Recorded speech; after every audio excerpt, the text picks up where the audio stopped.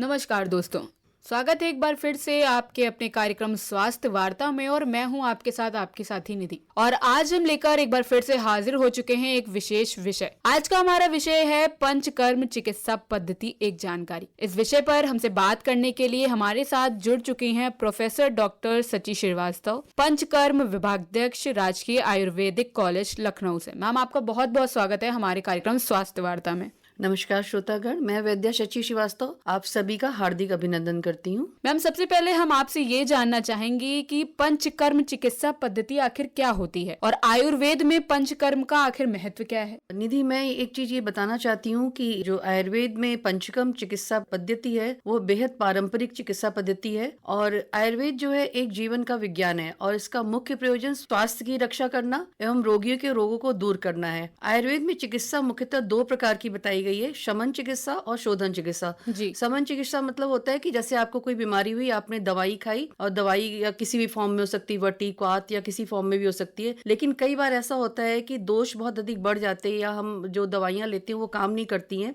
जी। इस अवस्था में जो हमारे प्रकोपित दोष रहते हैं, या आप टॉक्सिन्स कह सकते हैं सामान्य भाषा में, तो उनको बाहर निकालना बहुत जरूरत है। इस अवस्था में ही आयुर्वेदिक शोधन या पंचकर्म की आवश्यकता पड़ती है। ये हमारी जो चिकित्सा है वो शोधन चिकित्सा, जिसको हम पंचकर्म के नाम से जानते हैं। मैम, पंचकर्म चिकित्सा किस किस प्रकार के रोगों में लाभकारी मानी जाती है? पंचकर्म चिकित्सा तो आप एक तरह से कह सकते हैं कि आयुर्वेद चिकित्सा की एक तरह से धुरी है, जिसमें सभी प्रकार के विकार, चाहे वो वातज हो, पित्तज हो, कफज हो, सभी प्रकार के विकार दूर करने की एक लाभकारी एक ऐसी चिकित्सा है। क्योंकि हमारे आयुर्वेद में बताया गया है कि दोषा कदाचित कुप्यंती जिता लंघन पाशने जिता संशोधन रेतु तेषाम न पुनरुद्भव, कि यदि अगर किसी को कोई बीमारी हुई है और दवा लेने से उसकी बीमारी ठीक हो गई है जी। तो ये शमन हो जाएगा। परंतु समय के साथ यदि आपने परहेज नहीं किया तो वापस से वही बीमारी आपको फिर से हो सकती है। तो पंचकर्म चिकित्सा या शोधन चिकित्सा से दोष जो है वो एक बार में शरीर से बाहर निकल जाते हैं, तो इसलिए वो बीमारी पुनः नहीं प्रकट हो सकती है। तो यही सबसे ज्यादा इसका फायदा है, जो हमको बीमारी हो रही है वो जड़ से समाप्त होती है। मैम, हर काम को करने में कुछ ना कुछ विधियां होती हैं, तो मैं आपसे ये जानना चाहूंगी कि पंचकर्म की मुख्य विधियां कौन कौन सी हैं? देखिए, पंचकर्म का अर्थ होता है पंच यानी पांच, कर्म यानी कि चिकित्सा, जिसको जैसे 5 प्रकार की चिकित्सा। ये एक तरह से जैसे आप समझ सकते हो, जैसे कोई भी ऑपरेशन करते हैं तो एक मेन प्रोसीजर होता है, एक प्री ऑपरेटिव होता है, एक पोस्ट ऑपरेटिव होता है। तो ये हमारे जो है प्रधान कर्म जो होते हैं, ये 5 कर्म बताए गए हैं, जिसमें आता है वमन, विरेचन, अनुआसन वस्ती, आस्थापन वस्ती और नस्य। इसके अलावा कुछ आचार्यों ने अनबस्ती को एक साथ मान के रक्त मोक्षण को 5वां कर्म बताया है। जी। तो ये 5 कर्म मुख्य जो होते हैं, जिनको हम प्रधान कर्म कहते हैं, और यही 5 कर्म पंचकर्म के नाम से जाना जाते हैं। मैम, अभी आपने बात करी 5 कर्मों की, इसमें आपने एक कर्म बताया विरेचन। तो विरेचन चिकित्सा कैसे की जाती है? देखिए, विरेचन बताने के पहले मैं आपको बताना चाहूंगी कि वमन सबसे पहले जो इसका एक सीक्वेंस होता है। जी। तो वमन जो होता है, सबसे पहले विरेचन के पहले वमन करवाते हैं। वमन का सीधा सीधा अर्थ है, इससे मालूम भी होगा कि वमन मतलब उल्टी। जी। जैसे उल्टी जो एक पैथोलॉजिकल होती है, जो उल्टियां आना जो होती है वो एक बीमारी जिसको सर्दी बोलते हैं। और वमन जो होता है ये एक थेरेपेटिक प्रोसेस है, मतलब एक चिकित्सा प्रणाली है, जिसमें हम बहुत सारी ऐसी औषधियां जो वमन को या वोमिटिंग को इंड्यूस करती है, जिससे कि जो हमारे शरीर के जितने टॉक्सिन्स हैं वो वमन के द्वारा बाहर निकल जाते हैं। तो इसे हम वमन कहते हैं। और ये जितनी हमारी कफज विकार होते हैं, मतलब ऐसे व्यक्ति जिनके शरीर में कफ दोष की प्रधानता है, जैसे श्वास है, बहुत जल्दी जल्दी जुकाम होना है, जैसे दमे की बीमारी है, या जिसको जुकाम खांसी इस तरह से हो जाती है, तो इस तरह की व्याधियां जो होती हैं उनमें ये वमन खासतौर से चिकित्सा की जाती है, जो कफज रोगों के लिए है। और विरेचन, जैसा आपने पूछा, विरेचन वमन करने के बाद विरेचन करवाते हैं। विरेचन में बहुत सारी ऐसी औषधियां होती है जिसमें हम दस्त के द्वारा, विरेचन के द्वारा, परिगेशन के द्वारा दोषों को अधो मार्ग से बाहर निकालते हैं। मतलब कि जो बहुत सारे दस्त होते हैं, जुलाब की तरह जो हमारी विरेचक औषधियां होती हैं, ये हमेशा ध्यान रखिए कि कभी भी वमन या विरेचन हम घर पे कभी भी नहीं कर सकते। जैसे बहुत सारे लोग होते हैं, बोलते हैं हमने पानी पी के स्टमक वॉश कर लिया, हमने वॉमिटिंग कर दी। स्टमक वॉश और वमन में जमीन आसमान का अंतर है। वमन और विरेचन जो है वो औषधीय जो एक चिकित्सीय प्रक्रिया है, और उसको हम परगेशन से या हम स्टमक वॉश से बिल्कुल भी कंपेयर नहीं कर सकते। और विरेचन कर्म जो होता है वो पित्त प्रधान व्याधियों में, जैसे कि जो त्वचा के रोग हैं, आजकल जो पिंपल्स निकल रहे हैं, या बालों का झड़ना, या बहुत जल्दी सफेद होना, या पित्त प्रधान बहुत सारी व्याधियां होती है, या फिर जो कामला या जिसको जॉन्डिस आप कहते हैं, या फिर जो हेमीप्लीजिया पक्षवत जो होता है, जिसको जिसको लकवा बोलते हैं आम भाषा में, उसमें भी हम विरेचन करवाते हैं। जी मैम, एक चिकित्सा हम सुनते हैं बस्ती चिकित्सा, तो ये बस्ती चिकित्सा क्या होती है? बहुत अच्छा क्वेश्चन है, क्योंकि वस्ती जो है, वस्ती को अर्ध चिकित्सा भी बोलते हैं, क्योंकि वस्ती जो होती है वात दोष की प्रमुख चिकित्सा होती है। आयुर्वेद में 3 तरह के दोष बताए गए हैं, वात पित्त कफ बताए गए हैं, और स्वस्थ की जो परिभाषा बताई गई है सम दोषा समाग्निश सम धातु मलक्रिया बताया गया। मतलब कि जब हमारे सारे दोष सम्य अवस्था में रहे, जो हमारी अग्नि हो, मतलब कि हमको बहुत अच्छे से भूख लग रही हो, और हमारी जो मल क्रिया हो, मतलब मल मूत्र प्रॉपर, श्वेत जो प्रॉपर निकल रहे हो, इसके अलावा जो हमारी मेंटल फैकल्टी है, जो हमारी आत्मा है, मन है, इंद्रियां हैं, वो भी प्रसन्न हो, तभी व्यक्ति स्वस्थ कहलाता है।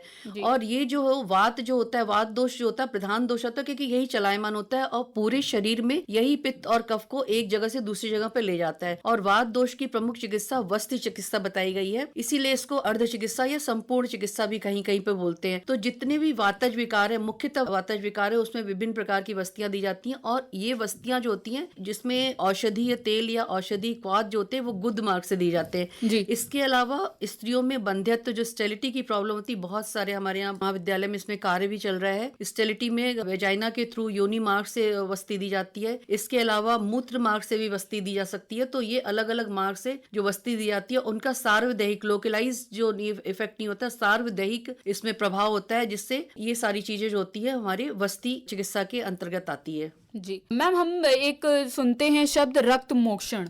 रक्त मोक्षण क्या होता है और इसे कैसे किया जाता है? रक्त मोक्षण जो होता है, देखिए रक्त मोक्षण का मतलब होता है कि रक्त को ब्लड लेटिंग करवाना किसी भी तरीके से। तो एक तो होता है कि जो आपका लोकलाइज्ड कहीं पर जो रक्त दूषित हो गया है शरीर में रक्त, तो उसको श्रृंग जलौका और अलाबू, जलौका मतलब लीच होता है, अलाबू जो कपिंग जो करते हैं जी। तो दूषित रक्त को उस लोकल जो स्थान होता है, जैसे कि एलोपेशिया होता है, जो बाल झड़ना जिसको बोलते हैं, या फिर बहुत जो सीवियर एक्ने और मुहासे वगैरह हो जाते हैं, वहां पर जलौका लगाकर से ब्लड वहां पर सक कर लेते हैं, जो दूषित रक्त होता है निकाल दिया जाता है। क्योंकि जलौका में जो होता है हिरुडिन जो होता है वो एंटी कोआगुलेंट प्रॉपर्टी होती है, इसलिए हमेशा जलौका या इस तरह के प्रोसीजर कराते समय हमेशा चिकित्सक की परामर्श से कराना चाहिए। और जो सार्वदेहिक अगर संपूर्ण शरीर में रक्त दूषित है तो हम शिरावेद करते हैं, हम उससे ब्लड लेटिंग करवाते हैं। शिरावेद से बहुत सारी डिजीज में एक चिकित्सा सूत्र बताया गया शिरावेद में, जैसे गृद्धसी है, गृद्धसी में बताया गया है कि हम शिरावेद करवाते हैं, उसकी प्रॉपर पोजिशनिंग बताई गई है कि हमको किस जगह पे हमको शिरावेद कहाँ पे, वहां से हमको ब्लड का निकालना है। इस तरह से बहुत सारी व्याधियां हैं, बहुत सारे स्किन डिसऑर्डर्स है जिसमें हम रक्त मोक्षण करवाते हैं। मैम, पंचकर्म चिकित्सा में एक चिकित्सा हम सुनते हैं नस्य चिकित्सा, तो ये चिकित्सा किन रोगों में लाभकारी होती है?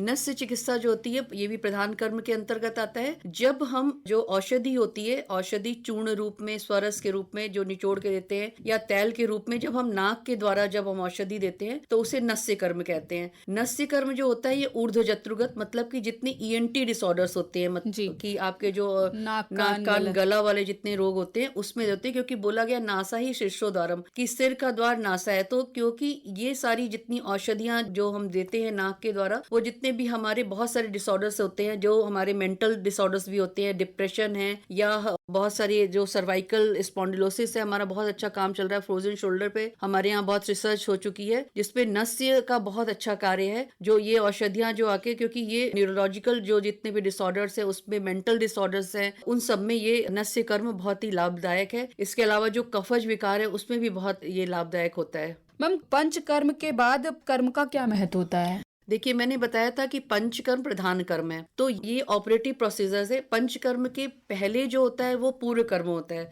पूर्व कर्म मतलब कि प्री ऑपरेटिव प्रोसीजर्स होते हैं। प्री ऑपरेटिव प्रोसीजर्स में होते हैं आपका लंघन, पाचन, दीपन और स्नेहन स्वेदन। मतलब कि जब भी हम कोई कर्म करते हैं तो हम पेशेंट की अग्नि देखते हैं, पेशेंट की काउंसलिंग करते हैं, पेशेंट का बल देखते हैं कैसा है, और दूसरी चीज की आपकी उसमें सबसे पहले अगर उसकी अग्नि ठीक नहीं है तो हम उसको दीपन औषधियां देते हैं जिसकी उसकी अग्नि सही करते हैं। इसके बाद हम उसको पूर्व क्रम में स्नेहन स्वेदन करते हैं। स्नेहन मतलब कि शरीर में 2 तरह से स्नेहन करते हैं। स्नेहन का मतलब होता है कि घी या तेल या किसी भी स्निग्ध पदार्थ की मालिश करना, या फिर उसको आभ्यंतर मार्ग से मतलब उसको ओरली दे देना। तो जो मुख्य प्रधान कर्म वमन विरेचन होते हैं उसके पहले हम आभ्यंतर स्नेहपान करवाते हैं, उसको घी पिलाते हैं। एक पर्टिकुलर टाइम के बाद जब हम देखते हैं कि उसका सम्यक स्निग्ध हो गया तब उसका प्रधान कर्म करवाते हैं। इसके बाद हो जाता है तो उसके बाद हम स्नेहन उसकी मालिश करवाते हैं और उसका सर्वांग स्वेद या जो जैसा भी रोग के अनुसार है वो हम करवाते हैं। ये पूर्व कर्म के अंतर्गत आता है। पश्चात कर्म होता है जो मेन प्रोसीजर होता है। उसके बाद पश्चात कर्म मतलब कि हम ऐसे कौन से पोस्ट ऑपरेटिव मेजर्स हैं कि पोस्ट ऑपरेटिव मेजर्स में जैसे वमन विरेचन विरेचन के बाद एक हम डाइट शेड्यूल देते हैं। प्रधान कर्म जितना जरूरी है उतना ही पूर्व क्रम जरूरी है, उतना ही पश्चात क्रम जरूरी है, क्योंकि अगर हम पश्चात क्रम को फॉलो नहीं करेंगे जो हमने डाइट शेड्यूल बताया है, इसके अलावा बहुत देर तक जगना, दिन में सोना, बहुत अधिक चलना, आपने पंचकर्म करवाया, पेशेंट मानते नहीं है कि वमन विरेचन करवाया, उसके बाद आप यात्रा पे चले गए,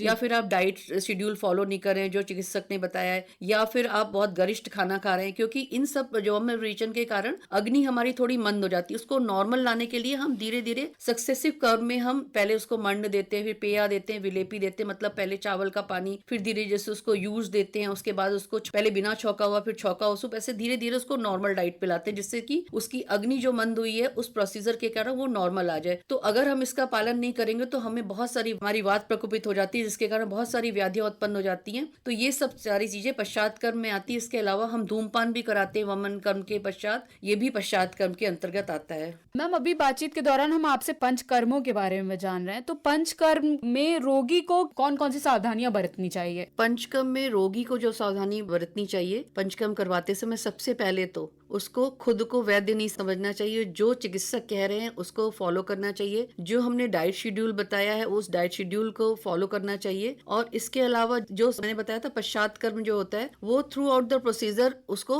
फॉलो करना चाहिए। इसके अतिरिक्त जब हम मेन कर्म करवाते हैं तो उसके पहले की भी डाइट, एक दिन पहले की डाइट का भी बहुत इंपॉर्टेंस है, कि जब हम वमन करवा रहे हैं तो उसके एक दिन पहले हम कफ को बढ़ाने वाली चीजें देते हैं। पहले तो उसको हमको बताते हैं कि एक दिन पहले आप उड़द की दाल की खिचड़ी खाओ, दही खाओ या जलेबी खा लो, घी डाल के उड़द के दाल की खिचड़ी खा लो। तो ये सब चीजें उसको फॉलो करनी चाहिए, जिससे कि जो पंचकर्म का मैक्सिमम बेनिफिट जो है, जो हम कर्म करवा रहे हैं, उसको मिल सके। मैम, क्या पंचकर्म हम घर पर भी कर सकते हैं? नहीं, पंचकर्म घर पे बिल्कुल कदापि नहीं करवा सकते हैं, क्योंकि पंचकर्म एक योग्य पंचकर्म चिकित्सक की सलाह में होना चाहिए जी। क्योंकि अगर आपने इसको सम्यक रूप से नहीं करा तो इसके बहुत सारे कॉम्प्लिकेशंस होते हैं, जिसको आप बिल्कुल भी, मतलब एक सीवियर कॉम्प्लिकेशंस होते हैं जिसको आप घर पे कभी भी मैनेज नहीं कर सकते। दूसरी चीज एक मैं आप जरूर बताना चाहूंगी अपने श्रोतागण को कि आजकल मशरूम्स की तरह पंचकर्म क्लिनिक्स जो खुल गए हैं, और वो सब भी यही बोलते हैं कि मैं पंचकर्म करता हूँ, मैं पंचकर्म करता हूँ। सबसे पहली चीज कि स्नेहन और स्वेदन, मतलब मालिश जो मसाज होती है वो पंचकर्म नहीं है, वो पूर्व कर्म होते हैं, और पंचकर्म जो होते हैं वही पांचकर्म जो प्रधान कर्म बताए गए वो होते हैं। तो पंचकर्म अकॉर्डिंग टू द रोग, अकॉर्डिंग टू द व्यक्ति, क्योंकि हर व्यक्ति की प्रकृति, बल, दोष का बल, रोग का बल, उसके अकॉर्डिंग पंचकर्म चिकित्सक ही डिसाइड कर सकता है कि उसको कौन सा पंचकर्म करवाना है। मैम देखिए, घड़ी की सुइयां भी इशारा कर रही हैं कि वक्त अब हमारा चलने को हो गया है, लेकिन चलते चलते आपसे एक आखिरी सवाल पूछना चाहेंगे कि डिटॉक्स और पंचकर्म, इन दोनों के बीच में क्या बेसिक डिफरेंस होता है? देखिए, आजकल एक मिथ हो गया है कि लोग कहते हैं कि मेरे को डिटॉक्स करवाना है और पंचकर्म करवा दिए। डिटॉक्स जो होता है वो शरीर के अंदर ही जो दवा दी जाती है वो डिटॉक्स के लिए वो शरीर के अंदर ही रहता है, और पंचकर्म में जो दोष होते हैं वो हम प्रधान कर्मों से दोषों को बाहर निकालते हैं। वमन, विरेचन, वस्ती, इन सब से दोषों को बाहर निकालते हैं। तो डिटॉक्स, प्यूरिफिकेशन दोनों है, लेकिन जो शोधन प्रक्रिया है जिसमें दोषों को शरीर से बाहर निकाल रहे हैं वो पंचकर्म है, और डिटॉक्स जो होता है वो शरीर के अंदर ही उसको प्यूरिफाई करता है। ये बेसिक डिफरेंस है। मैम, आप हमारे कार्यक्रम स्वास्थ्य वार्ता में हमसे जुड़ी, आपने इतने अच्छे विषय पर इतनी अहम जानकारी हमारे श्रोतागण को दी, आपका बहुत बहुत धन्यवाद।